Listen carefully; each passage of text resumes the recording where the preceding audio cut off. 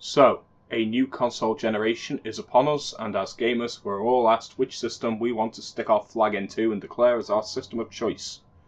This is the first video in a series of videos I intend to release over December, looking at the various options that gamers have and debating whether it's the right choice. And with the fervour surrounding how quickly it's selling out, I felt it was only right to start with the PlayStation 5.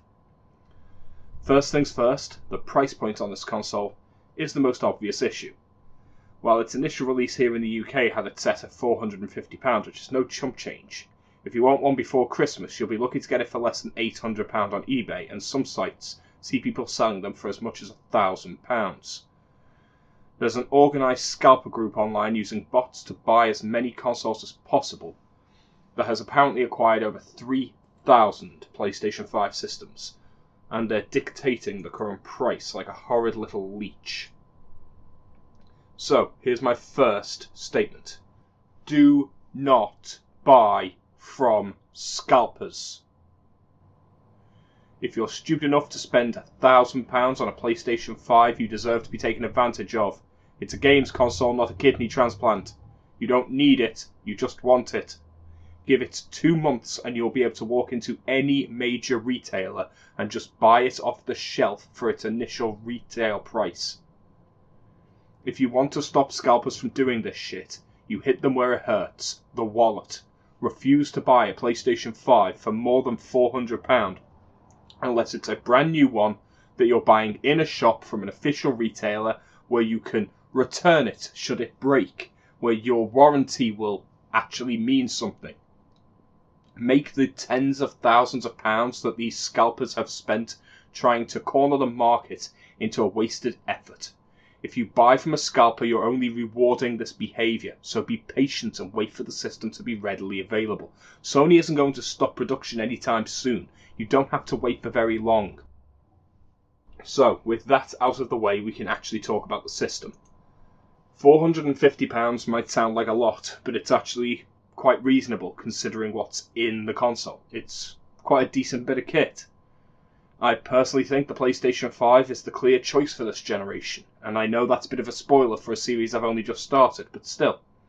Games like Demon's Souls, Sackboy and Spider-Man Miles Morales are already turning heads for early adopters, but the new tech in the PS5 is what's most exciting. The free pack-in game Astro's Playroom is not just a tech demo, it's a full game, and it has shown just what the DualSense haptic feedback controller is really capable of, and it's very exciting. Technically, the Nintendo Switch did this first with what they called HD Rumble, but everyone immediately forgot about it, including, it seems, Nintendo themselves, which is presumably why they haven't made any games that actually take advantage of it, and why Sony can now claim all the credit for this innovation. Sony came out of the gate running with Astro's Playroom, demonstrating exactly how tactile gaming can become an integral part of the gameplay experience. Everyone who's experienced this is excited for what this means in the future, and it's only available on PlayStation 5 unless you count shaking some ice cubes as tactile gaming. The next big thing, though, is the special lightning fast SSD. While it's not being utilised fully yet, other than making load times a thing of the past, this drive has the potential to radically change level design sensibilities. Levels can load in real time, dynamically, even procedurally generated and on the fly, depending on the actions of the gamer. This is incredibly freeing and allows for so much creativity on the part of the game developer. It just remains to be seen what Sony will actually do with this. The upcoming Ratchet & Clank game looks poised to showcase this feature, and I personally can't wait to see what they do with it. This SSD isn't just fast, it's better than anything currently available in consumer electronics. There is nothing on the market that can match it for speed, so until the PC can catch up with this SSD, only Sony has the ability to make games that can actually use this new technology. Especially if they then combine this with the haptic feedback of the new controller, we'll end up with completely unique experiences that are PS5 only and will not be able to run on other systems. It's not a matter of whether they could be ported. They simply can't. The hardware is the limiting factor. Ultimately though, gaming is all about the games, and PS5 is ready to deliver some of the best games of the generation already. 2021 is going to see what is hopefully some great games, though we don't know yet, they haven't come out. But they're from already established studios and already established franchises. At least some of them are. The previously mentioned Ratchet & Clank Rifts Apart looks promising, but also there's Horizon Forbidden West and God of War Ragnarok, which are two of Sony's biggest titles. Other titles like Ghostwire Tokyo, Solar Ash, Immortal Phoenix Rising, and Hitman 3 all look like they'll be impressive games, and I'm excited to see what the console does with them. The thing is, this is all the future, so what about right now? What if you bought the PS5 right now, assuming that you could actually get one? Well, right now, if you're a platformer fan like me, you've got Astro's Playroom and Sackboy: A Big Adventure to play, which are some of the best platformers ever made, and I don't say that lightly. If you're more into action games, however, Demon's Souls and Devil May Cry 5 Special Edition have you covered with two very different approaches to action, both of them very captivating.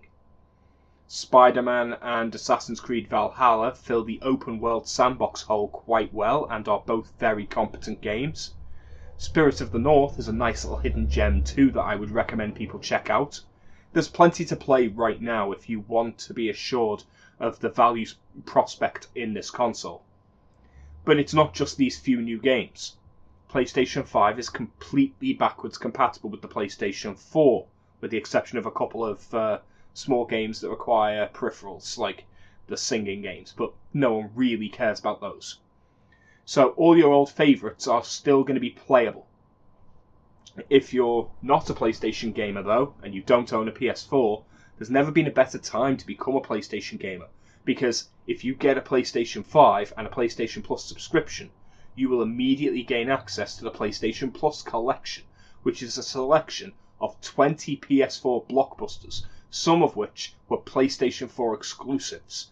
These include games like Infamous Second Son, God of War, Bloodborne, Days Gone, Uncharted 4, Ratchet & Clank, The Last Guardian, Detroit Become Human, The Last of Us Remastered, Persona 5, and Until Dawn. That's 11 PS4 exclusives, and they're pretty good exclusives here. Also included are Fallout 4, Batman Arkham Knight, Final Fantasy 15 Royal Edition, the Crash Bandicoot N. Sane Trilogy, Monster Hunter World, Battlefield 1, Resident Evil 7, Mortal Kombat 10, and Call of Duty Black Ops 3 with the Zombies Chronicle expansion. That's another 9 high-profile games across multiple genres. These 20 games are a fantastic curated list. It's not just any old game thrown into the pile. These are some of the best games of the last generation. And whilst not every game is going to necessarily meet your desires, there's bound to be something in that pile that you like. If you get a PS4 right now, you've got 24 great games available before you've even bought a single disc. And those games that I listed off, most of them have received nominations for Game of the Year for the year they originally came out in. Some of them are some of the most critically acclaimed games of the entire generation. This is no slouch lineup. This is a proper curated list.